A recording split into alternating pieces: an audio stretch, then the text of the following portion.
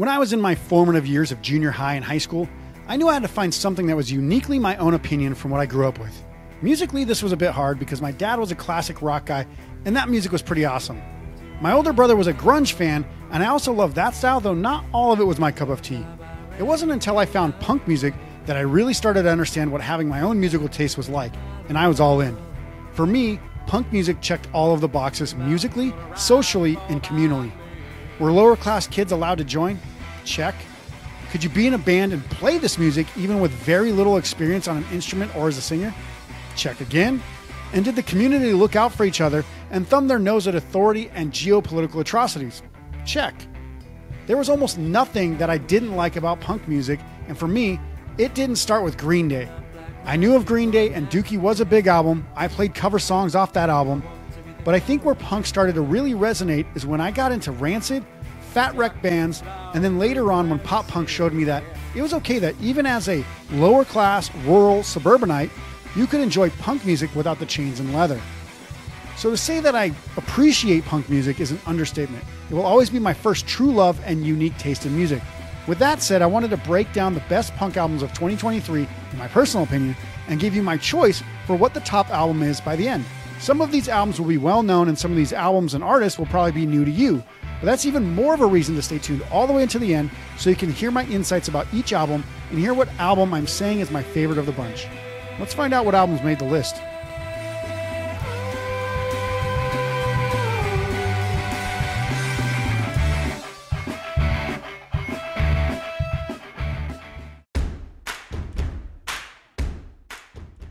First up, Underwater by Wicked Bears. It's actually that album right there.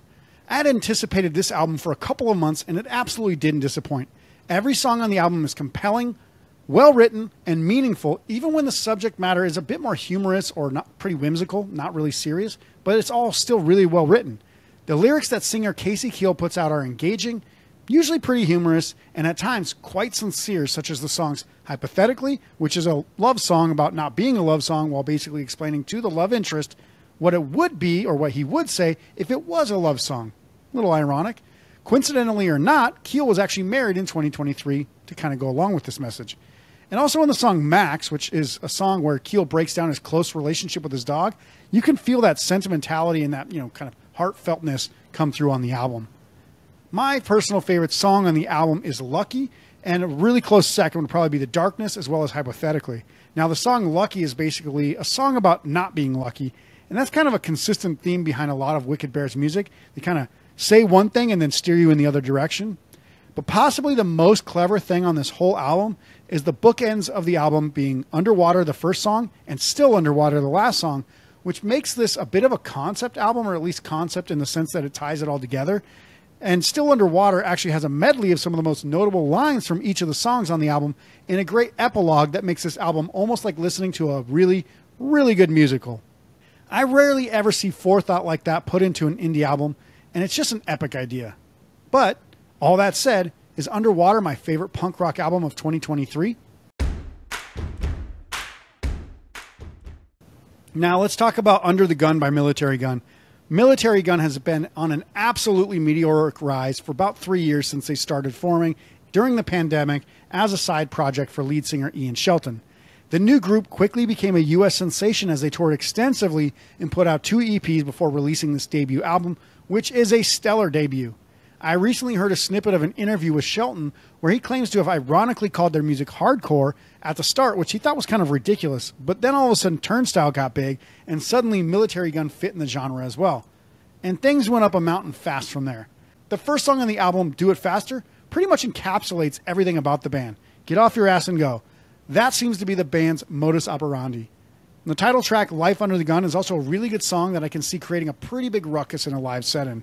The band, to me, has a great mix of sounds, kind of like Jawbreaker mixed with a new sound like Turnstile, which is a pretty damn near unbeatable combination because those two bands are really incredible.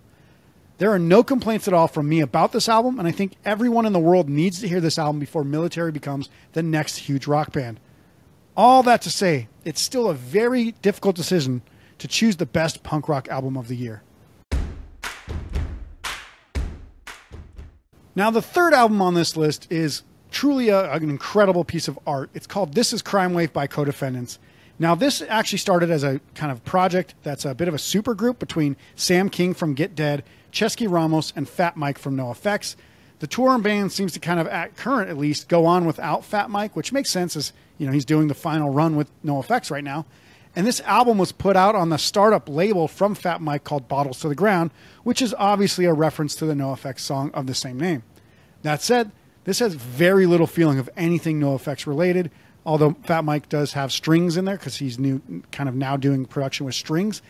It's definitely more dominated by the style of King and Ramos' flair for lyricism and fueled by their mutual disdain for the American police state. I actually spoke at length with Sam King about this album, and it became by far the most popular video on this channel. I'll put a link to that incredible interview below this video as well. Now, there's a few good songs on this album that are just really hard to top, and the whole album is really, really good.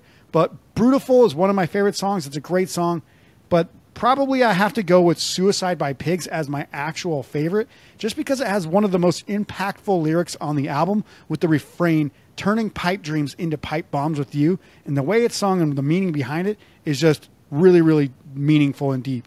Their music videos actually kind of, for the first 4 singles on this anyway, have like a story arc that was actually put together by the anonymous art project In Decline, who has a history of making some very political statements. And if you don't know about them, just go look into it. Go Google In Decline and see what I'm talking about. Honorable mentions on this album are probably songs like Suckers and Sell My Youth, which are both incredible songs as well. You really can't go wrong with any song on this album. Now, just a little cool Vegas connection as well, other than the fact that now Sam King and Fat Mike both live here in Vegas, but members of Mercy Music, 2 members of Mercy Music, singer Brendan Scholes and bassist Jared Cooper, both make appearances in these music videos. One is a criminal, one is a cop. I'll let you figure out which one's which. This album won Punk Rock Album of the Year from the Punk Rock Vinyl poll on Instagram, which had something like 60, 70,000 votes on it. And it has to be widely considered one of the best punk rock debut albums of all time due to its popularity, even if it's a bit of a supergroup type of formation. But is it my personal pick for the best punk rock album of 2023? All right, here's one of the more obscure ones, I guess, because it is a smaller indie band, but Trash Life by Fat Heaven absolutely deserves the recognition. This is a band that has been kicking around the New York punk scene for a few years now, and they've released plenty of EPs and a couple of albums as well. But as they mentioned in an interview that I did with them, they decided to kind of start taking things a bit more seriously and stop trying to do everything themselves, which I like DIY, I like punk music because they do everything themselves, but sometimes you get in your own way. And that really paid off because up until now, I personally wasn't even aware of them, which if I don't know of you, how can I like your music, right? So once I heard it, I was like, I'm hooked. But I definitely know who they are now, and their album Trash Life is excellent. It's a new album, but it actually does have a few older songs redone for this release, which a lot of bands will repurpose some songs, you know, if it's good enough to fit on the recording, because it might not have been marketed well enough in the past. So it makes sense. I know even Mercy Music does it, and we'll talk about that album later on. But for me, the highlight of the album is definitely their single Quarter Life Crisis, which I probably listened to 50 times before the album even came out because it was that catchy, and that music video is pretty awesome too. Also, I got to give a lot of credit to Andy at Sell the Heart Records, because without Andy, I probably wouldn't know of this band, and he kept pushing it and saying, you got to check this out, you got to check this out. And Andy, you're right, it was awesome. Some of the other songs I highly recommend checking out are Miracle, which probably is either a close second or right there for my favorite on the album. It's really, really good. Also check out I Am Trash and Tarantula, which are pretty good. And then, you know, the rest of the album is pretty awesome too. So I would highly encourage you just to listen to the whole damn thing. It's great East Coast pop punk. This band is one of the most underrated and probably least known bands, as I mentioned on this list, which just goes to show you how good the damn album is. But is it the best of 2023? Now, let's get into it. Obviously, One More Time by Blink-182. Here's the big fat elephant in the room. I grew up a huge Blink-182 fan, covered some of their songs, you know, acted like them, still kind of do. And I still do like their music. This album is absolutely a banger. It took me about 5 times of listening to it to really get into it, though. And if it wasn't Blink-182, I probably would have stopped after the 4th listen or possibly before that. There are so many good songs on this album, though, and I have no real idea why I wasn't immediately fond of them. I think it was just the high expectations of what I thought it might be, and some of the songs do sort of seem out of place, but the vast majority of the album is pretty damn incredible. Obviously, the song One More Time is going to be a favorite by pretty much any fan for the story behind it, you know, the closeness with death that they've had, and the music video about the band having its up and downs, and then obviously tiptoeing around those death scenarios and death scares, that is pretty meaningful. Now, a couple of the other songs on the album, like Dance With Me, which at first I thought was really kind of annoying and overly poppy, but I have to admit, after about 5-6 listens, it was really good, and I couldn't help but just sing along to the song. Then the first song on the album, Anthem Part 3, it kind of does have that arc of the other Anthem songs, but also just really kind of ties you back to the year 2000. And there's not many times when I get nostalgic because I don't care about the past as much as I care about the present and the future. But there are times when I go, oh yeah, that song does kind of remind me of another album, or that song does bring me back. And that was what Anthem Part 3 really did. I thought it was pretty good. So between those two songs and many of the other songs on there, it's just a really good album. And I do find that punchline at the end of the song, Turpentine, to be a nice self-deprecating commentary on the band's kind of songwriting in general. I did get to see this band at the When We Were Young Fest in 2023. I think it was like October or September of last year. And it was actually by far the best concert of theirs that I had seen. It was a really, really good concert in general. Now, it was the second to last concert of the night, I think, or the last set of the night with Green Day kind of closing things out. But it was sentimental, but it also kept that immature spirit of the band's kind of rise intact, which I couldn't see the difference between the first time I saw them and this time that I saw them, except for that they kind of knew and they had that gratitude about playing in that moment. Whereas before it was like they were just kind of touring and grinding. Now it's like every single moment they actually appreciated. So you could really feel that coming through. 18-year-old me probably would have only had to hear this song about 5 minutes into the album to believe it's like the best punk album of the year. But is that my pick as an over 40-year-old? Next up is Local Support by Rebuilder. And if you are a fan of Blink-182, then you will almost certainly like Boston-based pop-punk band Rebuilder and their new album Local Support because it's incredibly good. As the album name implies, Rebuilder has been the support act for many larger punk bands rolling through Boston, and they've built up a pretty good reputation for putting on great shows and support slots. This album was pretty much a testament to how damn good and professional the band is, and if this was the year 1999, they'd be signed to a big fat, money-making record deal. Some of the top songs on this album are What Happened to Me and Another Round, which once you listen to those songs, they will get stuck in your head. I could start singing it now, but I'm not going to because I don't want to, make myself look bad compared to Sal, who's the lead singer, one of the lead singers of that band. And obviously a couple honorable mentions, Hold On and Disco Loadout. Very, very good songs. I mean, every song on this album is really good. And speaking of Disco Loadout, when I actually spoke with the lead singer, Sal Ellington, he mentioned that this is a term for when a venue owner rushes a band out of the venue at the end of the night so they can bring in, a DJ and have like an after party, not because of the concert, just because that's where they make their money from like bottle service or whatever. And while I had heard of such a practice, I hadn't heard of it called that before. I live in Vegas and that happens quite often, but I'd never heard of that phrase before. Now, you're not going to waste your time by listening to this album. You're going to love it. I almost guarantee it. It's one of the best albums of the last 10 years. But is it my favorite of last year? Last on this list is What You Stand to Lose by Mercy Music. And I personally know this band. I know they live here in Las Vegas. They play here in Las Vegas. I've seen them many times. So I do have some direct insight into what this record is about. And it's heartbreaking. To sum it up, lead singer Brennan Scholes went through a pretty bad split in his marriage. And with the couple having children, it makes the whole situation even worse. From start to finish in this album, you can feel the words emanate the pain caused by this big life change. But as most artists know, the bigger the pain, the better the art. And as shitty of a view that is, it usually holds true. And What You Stand to Lose is no exception. It's a literal masterpiece of an album, starting off with possibly the best song Mercy Music has ever made in Suddenly, and going through the rest of the album that includes previously released songs Undone and Fine. It's pretty hard to not be sucked into both the music and the subject matter. It hits pretty hard, especially the last song on the album, Waiting to Begin. Also, you'll hear some of that kind of heartfelt pain in songs like Found Out I'm Useless and Believe in We. That pain is just masked by the happy melodic sounds, except for in that exception of Waiting to Begin, which is just not a happy sounding song, and for pretty justified reasons. This is the best album from one of my absolute favorite bands, and they are local to Las Vegas. But is my pick for Punk Album of the Year a homer pick? Well, let's get into it. What is my personal pick for the best punk rock album of 2023?